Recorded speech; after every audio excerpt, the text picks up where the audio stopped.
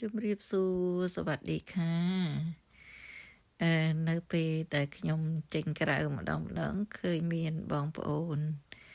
គាត់សួរច្រើនថាហេតុអីបានបងស្លច្រើនម្ល៉េះហើយហេតុផលអីខ្ញុំស្លច្រើនហ្នឹងគឺស្លនំបញ្ចុកដូចជាស្លការីដូចជាខអីចឹងយើងប្រើពេលវេលាយូរហើយ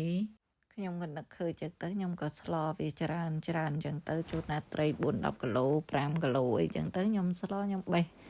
យើងដាក់ស្លឆ្នាំងធំតែយើងបេះសាច់តែម្ដងយើងប្រើពេលតែម្ដងហើយគ្រឿងអីយើងកិនវាច្រើនចឹងទៅហើយនៅពេលដែលខ្ញុំស្ងោរត្រីហ្នឹងគឺខ្ញុំយកត្រីយកទៅស្ងោរហើយក៏បេះសាច់ត្រីនឹងចេញយកឆ្អឹងហ្នឹងទៅស្ងោរជាមួយដែលទឹកយើងស្ងោរត្រីហ្នឹងមួយសាទៀតចាដល់ពេលហើយបានខ្ញុំដាក់ដាំទឹកនឹងពុះហើយគឺខ្ញុំដាក់ត្រីដែលយើងបេះសាច់បុកជាមួយគ្រឿងហ្នឹងយកទៅស្ងោរម្ដងទៀតដាក់អំបិលដាក់អីចឹងខ្ញុំក៏យកទៅដាក់ទូបកកហើយដាក់ទូបកកមួយថងល្មមថាយើងស្លមកពេលចឹងណាចាដល់ពេលដែលយើងត្រូវហើយបែងអាណាត្រូវស្លថ្ងៃហ្នឹងយើងស្លថ្ងៃហ្នឹងទៅហើយអាណាថ្ងៃក្រោយយើងយកមកស្លយើងគ្រាន់តែលើកមកថងហ្នឹងយកមកស្ងោរហើយថែមគ្រឿងទៀតគឺជាការស្រេចតែម្ដងគឺយើងកាត់បន្ថยពេលវេលាបានច្រើនเวลาไปข้างนอกมีเพื่อพี่น้องถามเยอะทำไม